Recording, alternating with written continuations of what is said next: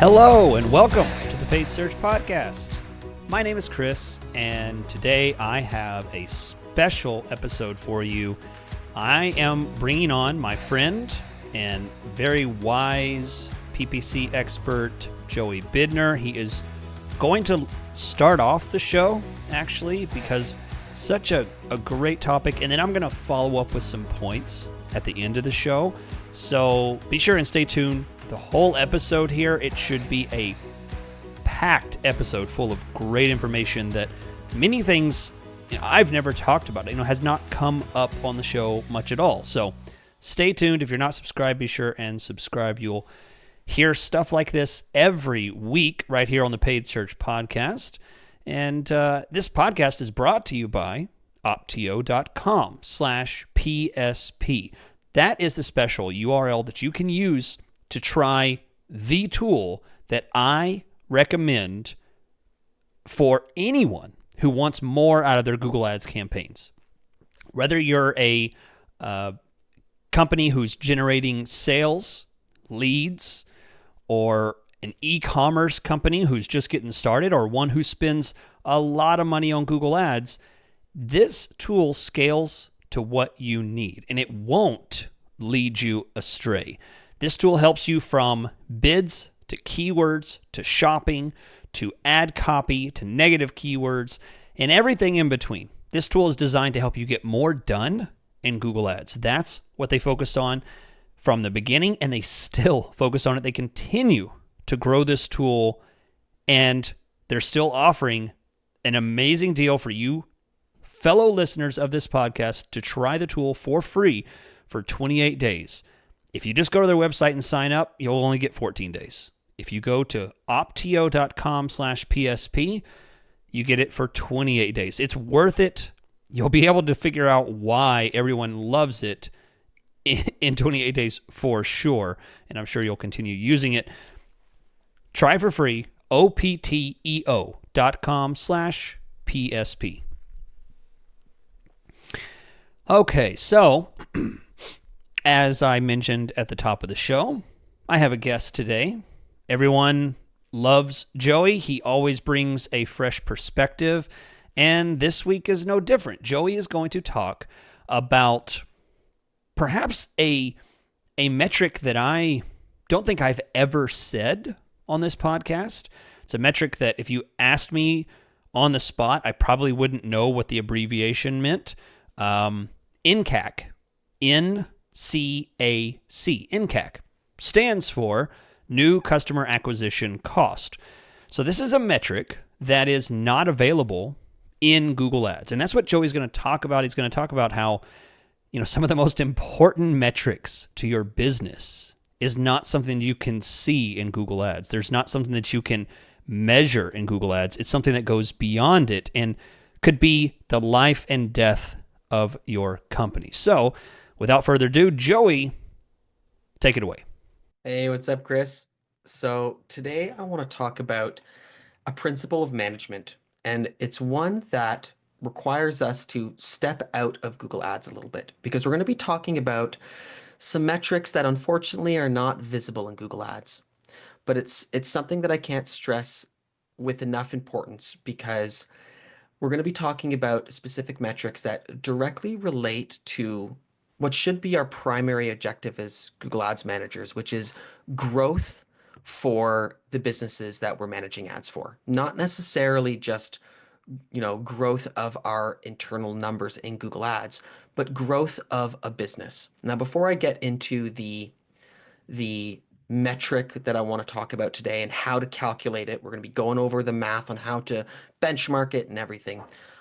I first want to get into this principle, which is keeping an eye on our new versus returning customer growth. Now, it's important for every business to have a pipeline of new customers. New customers are always worth more than repeat customers, obviously, because every new customer, usually what comes with it is repeat purchases after the fact, right?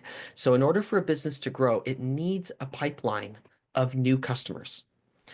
It's not to say that bidding on repeat customers is a bad thing. We do remarketing. There is remarketing built into every campaign with smart bidding, for example. But we always need to monitor at what ratio or at what level of profitability am I bringing in new customers? And in order to measure this, we often need to look outside the platform because Google hides this number for us. And it's in Google's best interest, unfortunately.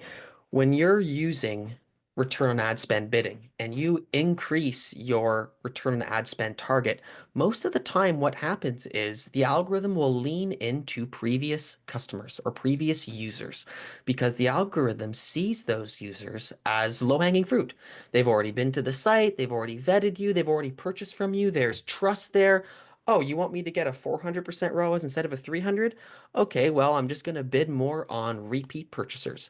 And this is when our Google Ads numbers can sometimes, misalign with the business numbers. We've all been in that position before where, we get on a client call and we say, hey, our return on ad spend has grown over the last 6 months. And the business owner saying, well, I haven't really felt that. How come my business hasn't really grown on the other end? And often the culprit in this is new customers.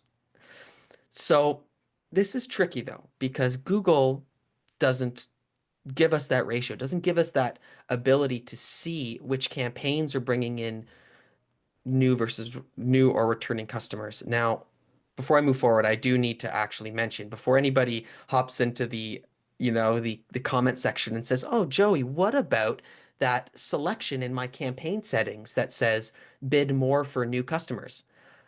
I hate to break it to you, but that setting doesn't work because Google, so in order to use that setting, you need to one, upload your customer lists, right? And then Google theoretically cross-references that customer list to the people that are it's bidding on. But I believe it's because of Google's privacy laws, I'm not sure, but Google has a set time window that it's allowed to look at. So it might be, I think it's like, I believe it's actually as low as 14 days, but it might be up to a month. So it'll only look at new customers within a 1 month window, which in many businesses, your repeat customers come 6 months, a year down the road. So, to be honest, I don't use that setting at all. There's a lot of data out there that shows that it doesn't work. So just going back to Google does not tell you your new versus returning visitor ratio at the account or campaign level. So it's important to often like cross-reference this number, cross-reference your return on ad spend to and I'm going to say it, this is the metric, your cost to acquire a new customer. It's often called NCAC. And if you're a business owner, you already know this metric. Um, it's a very common KPI for businesses. But for Google Ads managers, might have never heard that term because again, there's no column for NCAC or no column for CAC. And it's different than cost to acquire or cost per conversion because cost per conversion doesn't consider new customers. It's just your overall cost per conversion. So anyways, we're going to get into the math of how to calculate that. But I first just wanted to really speak to the importance of not just relying on ROAS all the time.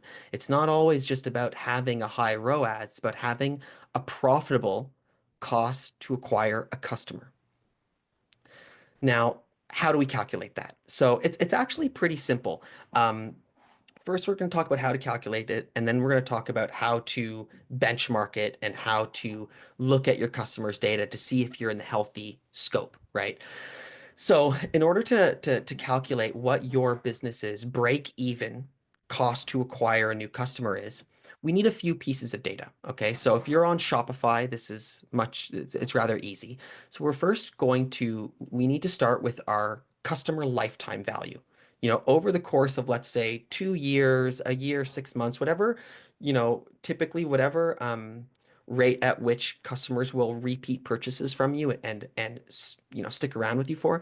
We want to take that look back window and calculate our cost to acquire, or sorry, our customer lifetime value.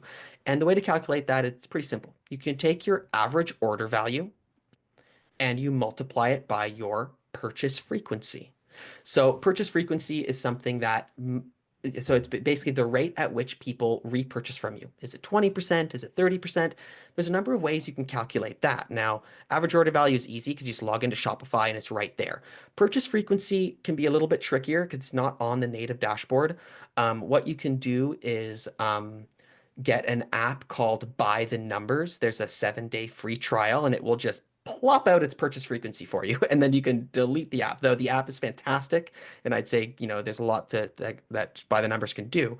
But if you just want your purchase frequency really quickly, you can do that. Another option is you just use ChatGPT. You download let's say your 1 year customer list, and you ask ChatGPT, hey, can you assess the emails on this customer list and let me know the repeat rate of them?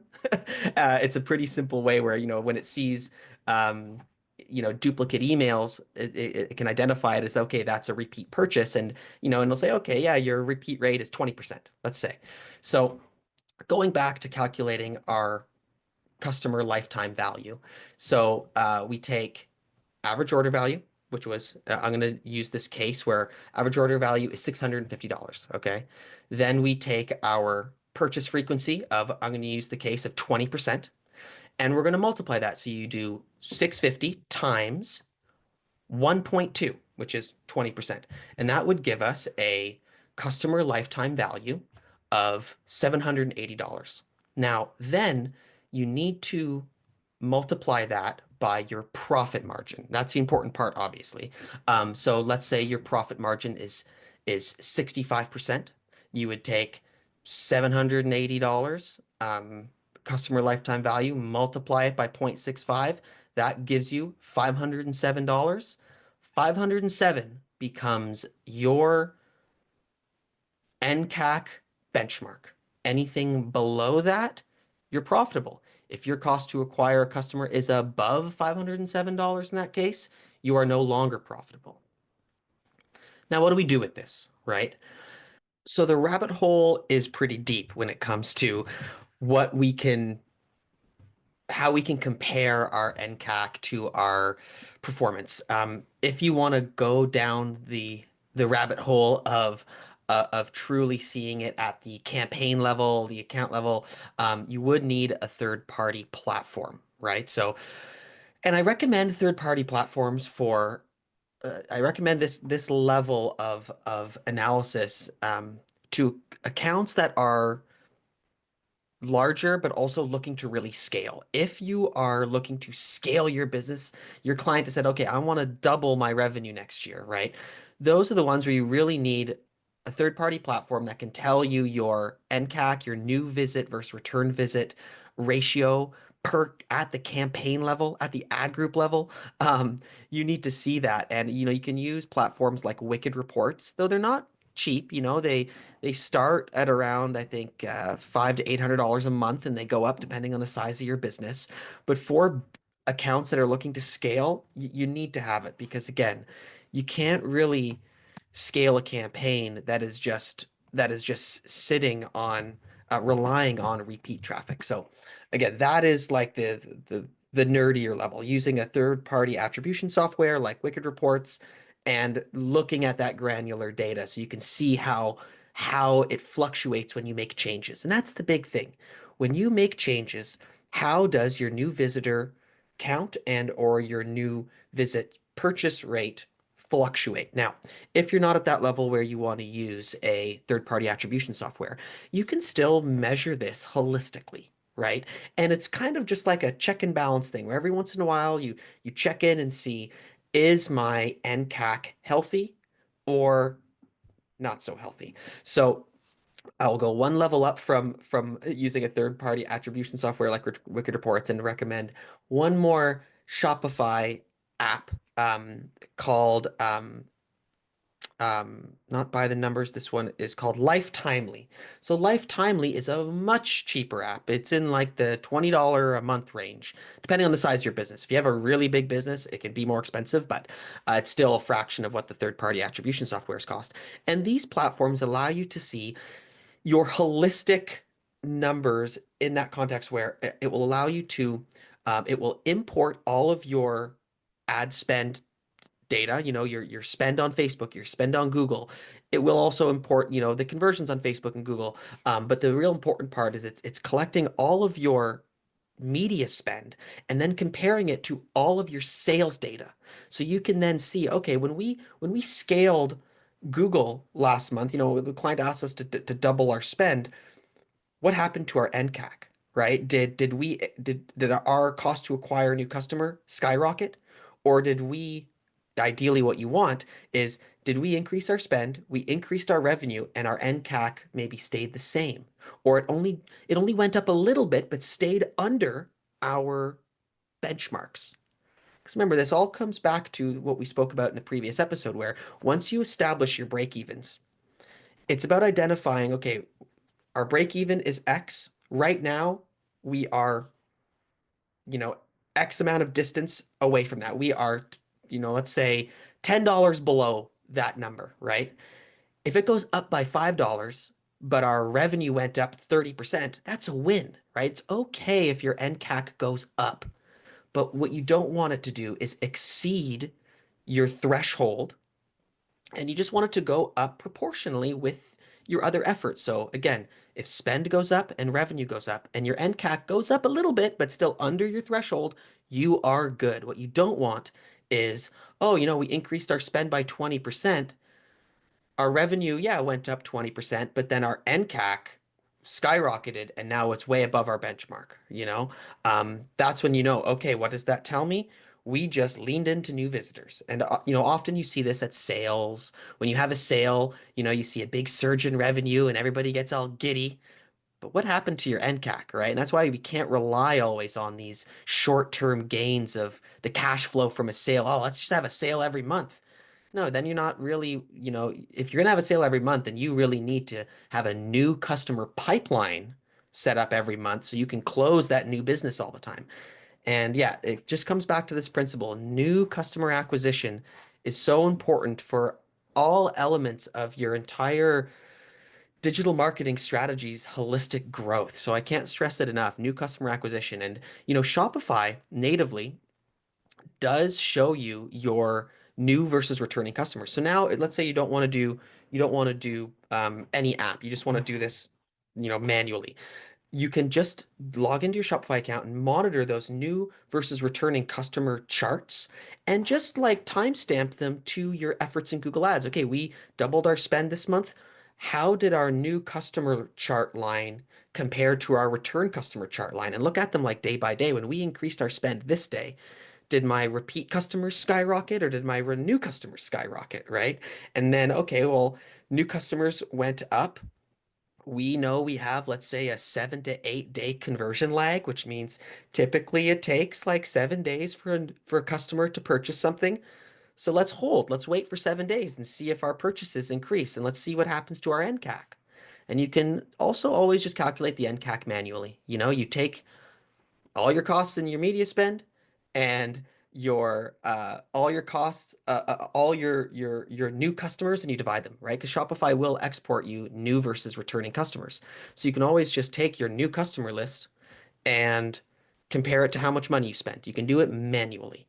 So I hope this was helpful. I'm always happy to talk about this further. This topic is it's a deep topic that's got a lot of nuance that I can't really cover in 15 minutes. So if anybody, wants to dive into deeper, send Chris an email with a question. Happy to answer it, or reach out to me on LinkedIn. But always happy to keep the conversations rolling. And yeah, I'll hand it back to you, Chris. Thank you. Thank you. Seriously, thank you, Joey. That was great. And you know, after hearing the message of what you talked about, I was so inspired. I actually don't have questions this week. I skipped the question section because I wanted to just add on to this. And you can see, I dedicated the entire episode to this topic. It inspired me so much to talk about this and to try and give some further illustrations and examples and some concrete advice on how to understand this and what it means, why businesses don't grow. Some businesses just don't grow from their pay-per-click. It doesn't work. They either remain stagnant or lose money, possibly lose business, lose their business from it. And I think the one thing I want to key on here that Joey said was you can't scale a campaign relying on returning traffic. Okay? There is a set amount of returning traffic, period. Whether you're a big company or small company, there's only a set amount of it.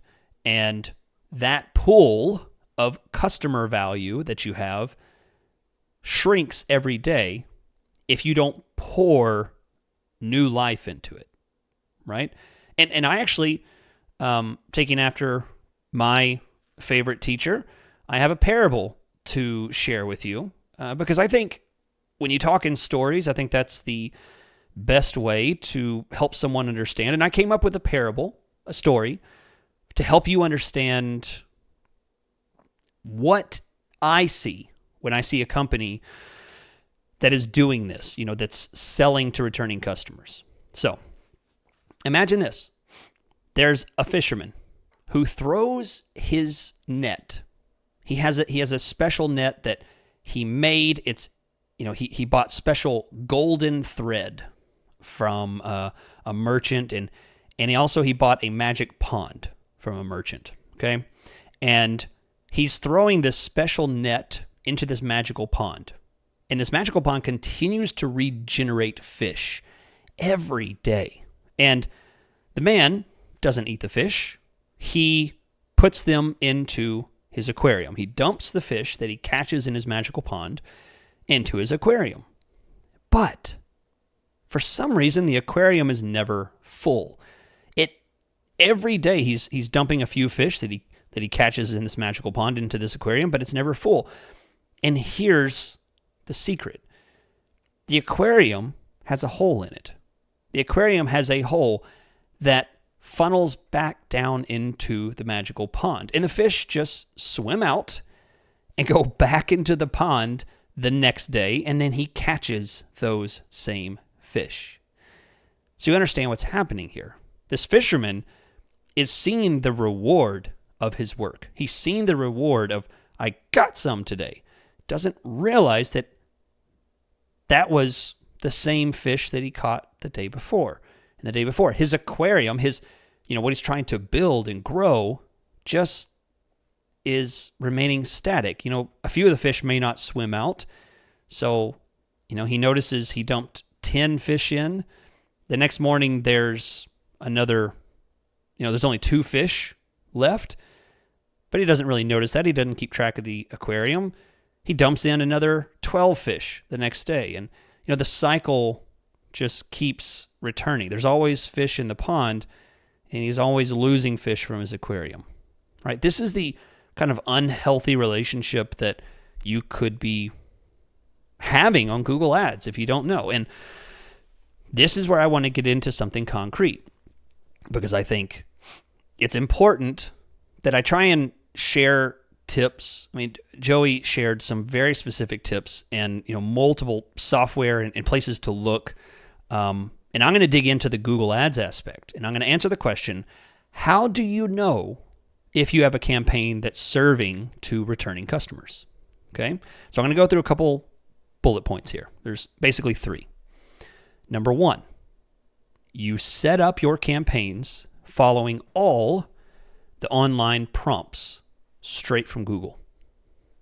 Okay. You created a campaign. Well, let's start from the beginning. You created an account. You followed the arrows and the buttons that says click here now, click here, type this in. And you just followed the guidance from the tool itself. It is extremely likely that you have some degree of returning traffic that is being fed back to you. You are catching those fish over and over again. Now, you might have a source of new fish that are coming in from the ocean somewhere, but you're definitely dipping your net into the pond and the ocean. So I'm not saying that it definitely doesn't work, but the likelihood of you having this problem, if you just followed all the prompts and you use the magical phrase, I know enough to be dangerous, right? I hear that phrase all the time from people that are suffering from this problem. They say, I know enough about Google Ads to be dangerous, right? They listen to podcasts, they watch YouTube videos, they've maybe read a book, taken a course, something like that, or they've just done it long enough, right? And what they're saying is they don't know enough to dig past that point of mystery, okay? So if you're anywhere from that point or less as far as your knowledge, and you just followed the prompts, you're probably suffering from this problem. Okay, here's another sign. You likely have a campaign that is generating a lot of returning traffic and therefore returning customers, and have the same problem as the man with the pond. If you constantly see high-performing metrics in your Google Ads account, in other words, the most important metrics in your account remain steady. But the fact is that the most important metrics in your account never remain steady. Nobody's account always stays the same. And I'm not talking about clicks. I'm not talking about impressions, click-through rate, cost per click, right? Plenty of people can have steady cost per click and click-through rate. That's not what I'm talking about. I'm talking about the important ones. Cost per conversion, conversion value over cost. Those don't stay the same. You say, well, mine does. Well, I'm telling you it's very likely that you have a problem here of returning traffic. You are not generating new sales. You are putting those same fish back into your aquarium. All right? So, why? Why can I say this so confidently? Why can I say that nobody's metrics stay the same? Well, from experience, I can tell you, I've done this for a long time, and I can tell you no account stays the same. There are ups and downs, okay? But I'll give you the exact reason why. And there's a lot of reasons. This is just a few. Nobody's conversion rate stays the same all the time. It goes up, it goes down. Conversion rate is the direct driver of the metrics that matter most. Cost per conversion, conversion value over cost. Those two things are driven directly from conversion rate. Bring conversion rate down, those metrics are going to suffer. Bring them up, bring the conversion rate up, they're going to succeed. All right? Something else that's somewhat indirectly related is competitor prices. Competitors lower their price or innovate into something new, offer a special, something like that, a better product, a better service. That will directly impact your performance. Also, competitor bids and their budgets will directly affect. So these are reasons why you would be, and I say this in the most literal sense, you would be very ignorant to believe that your metrics are solid. Okay, and I say ignorant meaning, again, just don't know. Not that you're stupid, it's just that you don't know. And that's the majority of times is what I see. And then the big one, why wouldn't someone's Google Ads campaign stay steady? Seasonal change. Nobody's account goes from Christmas to summer to fall to spring. Nobody's account stays the same year round. Even if you took away those other things, conversion rate, competitor prices, still just consumer tendencies change throughout the year, and it would be ridiculous for you to think that you're immune to that. Okay, and the last thing is, how do you know if you have a campaign that's serving to returning customers? How do you know if you're having a problem with this? Well, because you investigated and you find it, right? That would be the only way that you would know for sure. I'm telling you, if it's the first two, you're highly likely to have this problem. If you set up everything just the way that you were guided straight from Google Ads, you probably have this problem. Or if you see very high metrics, you talk to everyone else, everybody else seems to be having problems with their metrics and you don't. You're not that special. Okay? It's 2025. I know everyone likes to be told they're special. I think that's a lie. You're not special. I'm not special.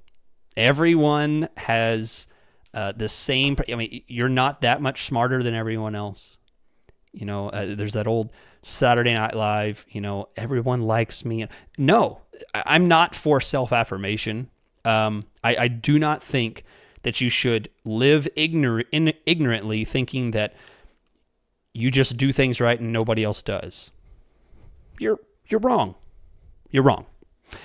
So let me tell you one last story, and then we'll call it a day. All right.